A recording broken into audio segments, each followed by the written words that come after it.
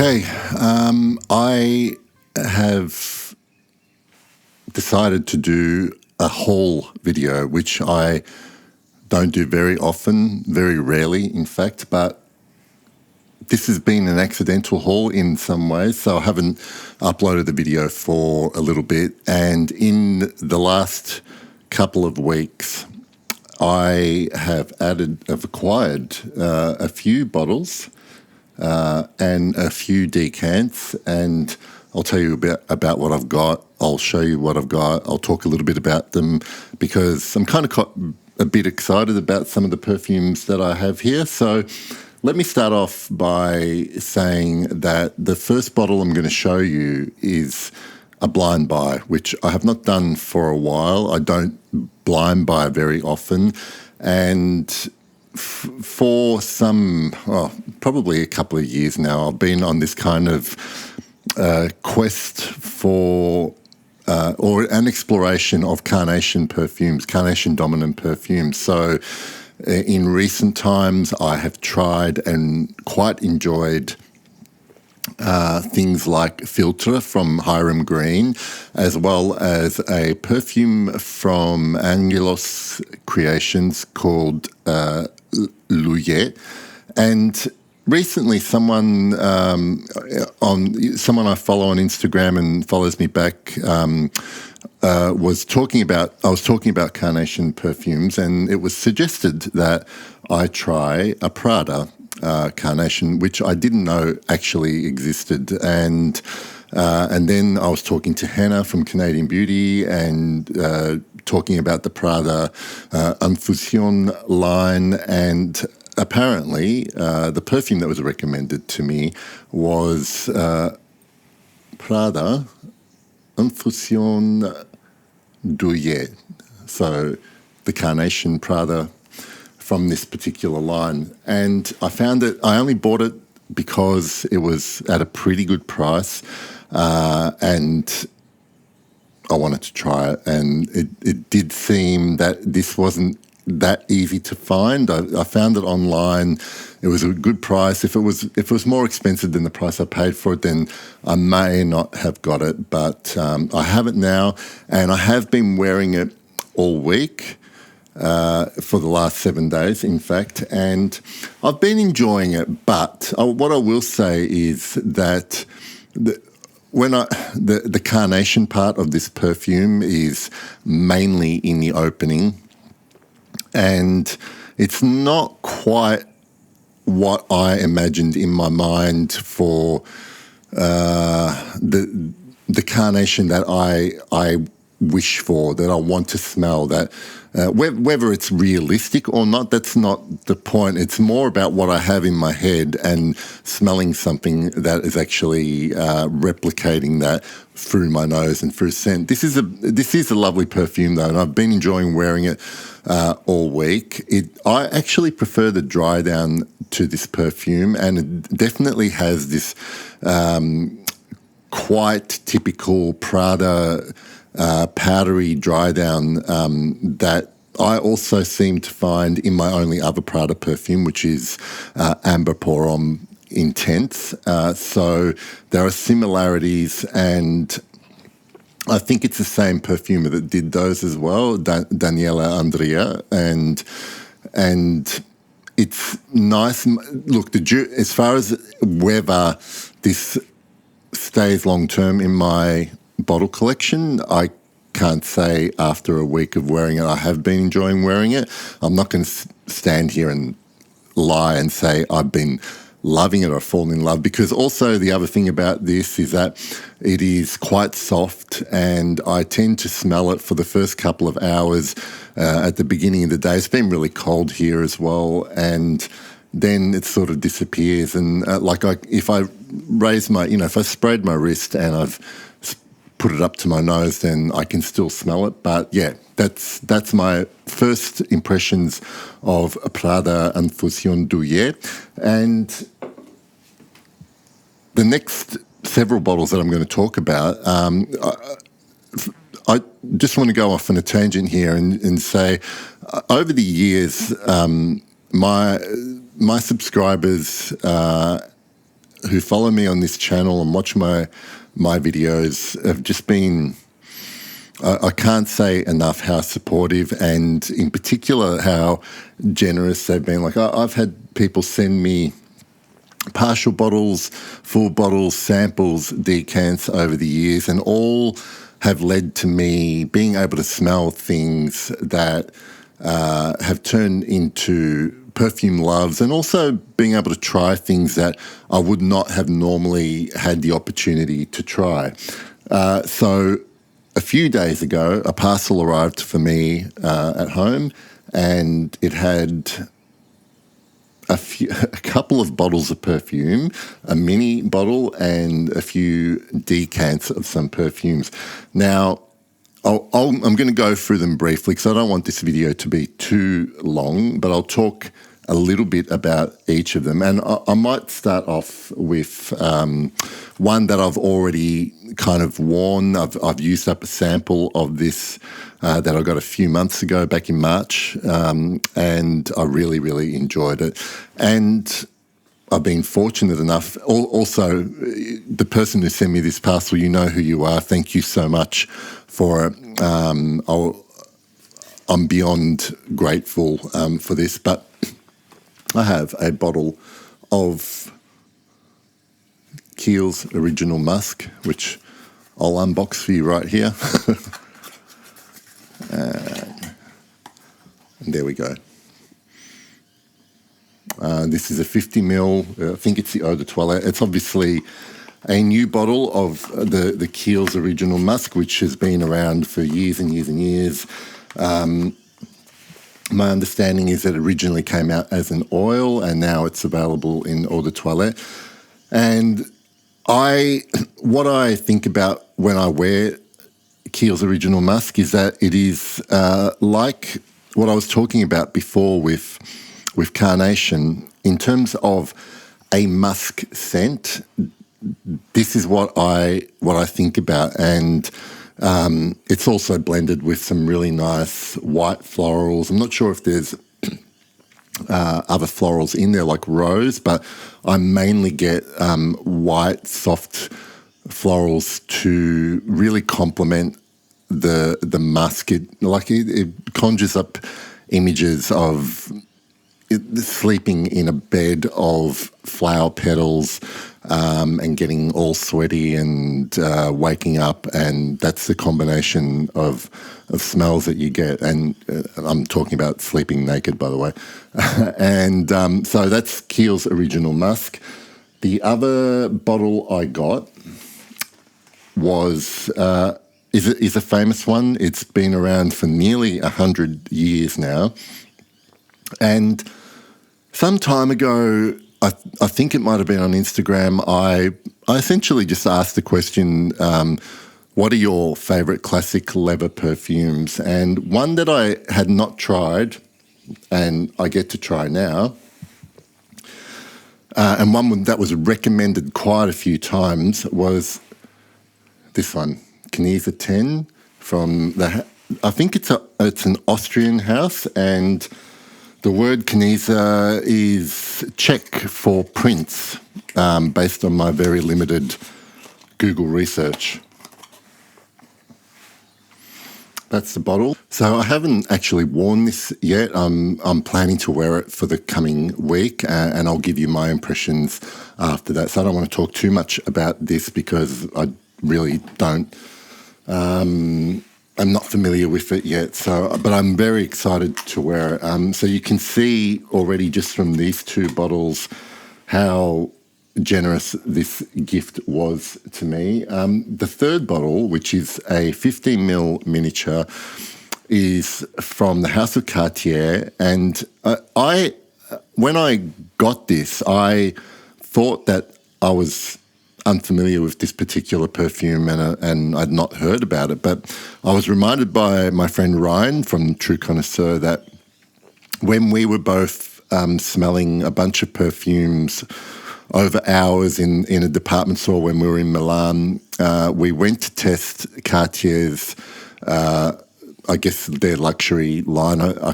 off the top of my head, I forget what it's called. And one of the perfumes that we actually both thought was one of the better ones was Cartier's Oud Radio, Radiant Oud.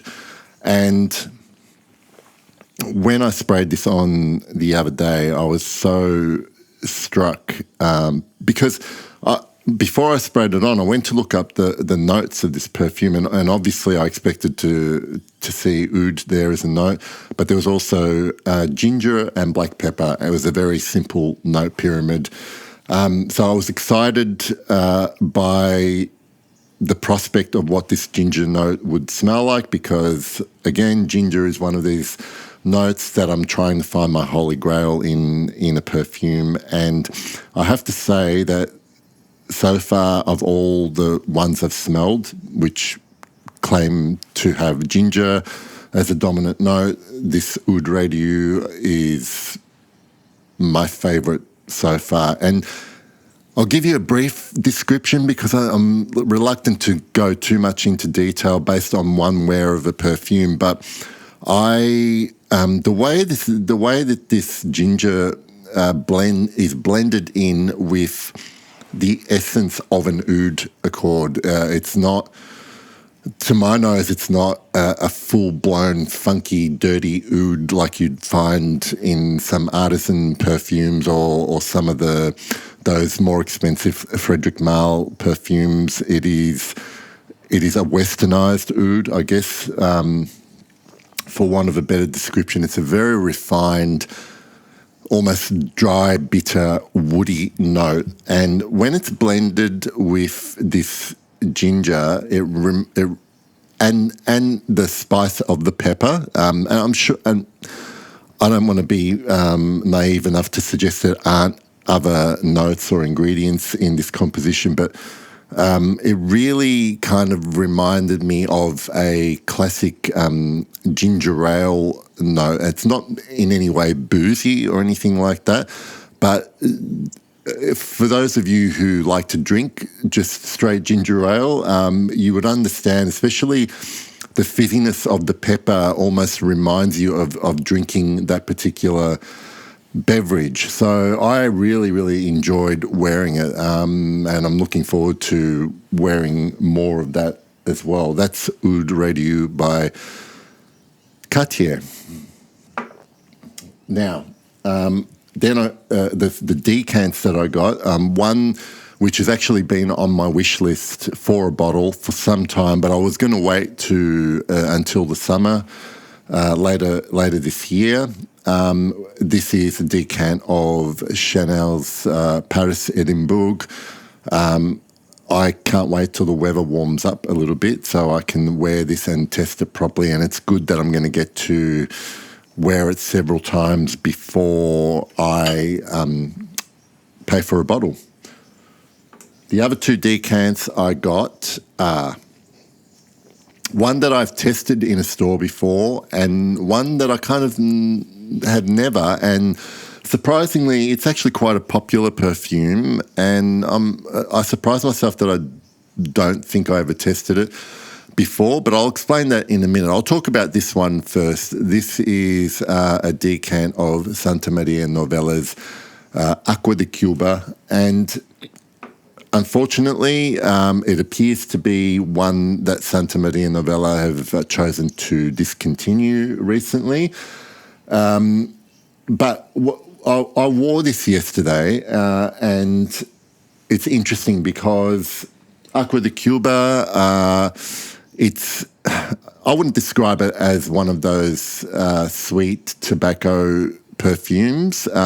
There is a sweetness to it, but I'll explain in a second. First of all, what struck me about Acqua di Cuba was the opening citruses were very reminiscent to another Santa Maria Novella perfume that I have, which is Opopanax, and I really liked that there was that tie-in with another from that brand, but that's where all the resemblances sort of disappear, because then this lovely, I think it's a lovely honey note comes in blended with the tobacco. So it is in the style of those honey tobacco perfumes in my mind anyway, and it certainly reminded me a little bit of Fume de Tuc from Serge Lutens, except it was a bit more dialed down, not as heavy, and therefore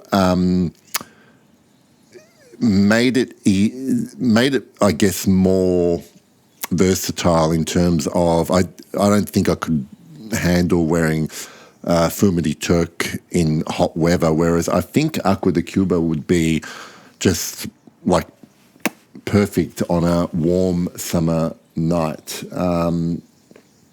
So yeah, I'm really happy to have it, but I'm also sad at the same time that Santa Maria Novella have chosen to discontinue that one, along with a couple of others. The final one I'm going to talk about is from Cartier as well, and I have a bottle of Declaration, the original EDT, and this one is one of the more popular Declaration flankers, albeit one that doesn't have too much relation to the original EDT. This is Declaration d'un Soir, and I had heard a lot about this perfume. I'd read a lot about this perfume. It is one of the more popular perfumes that gets mentioned, especially in forums like Base Notes, when someone will start a thread or poll asking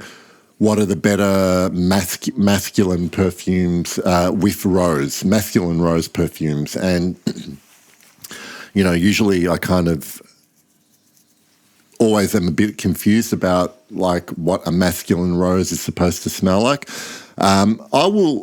Before I talk about this one, I'm going to sit here and say that it did make me think about what my favorite all-time rose perfumes are. Like I'm talking about full-bodied rose, where rose is just the star of the perfume.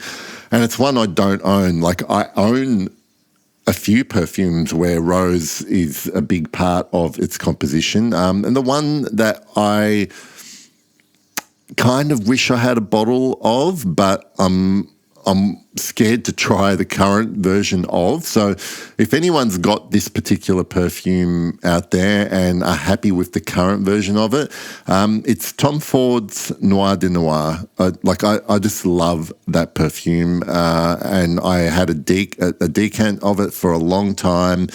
I'm not sure what age or vintage that particular one was, but if anyone has experience with current Noir de Noir, let me know, because I did love it and I think about it from time to time, so that's always a good sign. Anyway, I'm getting sidetracked.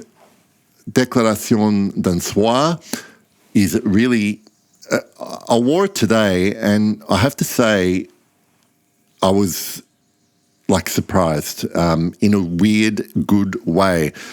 I'm just going to spray some on because I just want to try and describe to you what that opening's like that took me by surprise. So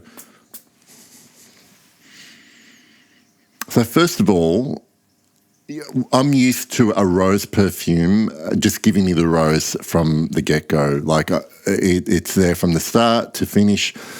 It's kind of almost unavoidable to hide rose in a composition. Like for me, I tend to smell it all the way through. Here there is this weird kind of fresh greenness, bit of spice, earthiness, and I did read a really good review of this perfume talking about how it seems like the accord you're smelling in this is like the whole rose bush, and talking about the branches, the trunk, and even the soil at the base of. And I kind of agree with it, but to me, it's almost like the rose with the actual flower cut off. Like this is Morticia Adams' rose perfume, Declaration d'un Soir. And I really, really like it. I won't say too much more about it because I've only been wearing it for a few hours. So I will do a review of everything in the future of these perfumes. So what I will do is in the description, if I can, I'll put in a little poll, and if anyone wants me to do a review on any of these first, like, I'll basically go by that popularity, popular vote wins. But yeah, so I wanted to show you what I had, and hopefully that means I can start posting more videos, because I have a little bit of enthusiasm back for this, and recommend me other carnation perfumes. If you've tried any of these perfumes that I've talked about in this video, please give me your thoughts in the comments. Let me know what you want to review, and if you know Tom Ford's Noir de Noir in its current form, let me know what your thoughts are on that as well. It's been good to do this video. I'm happy to see you all, and I'll see you soon. Bye.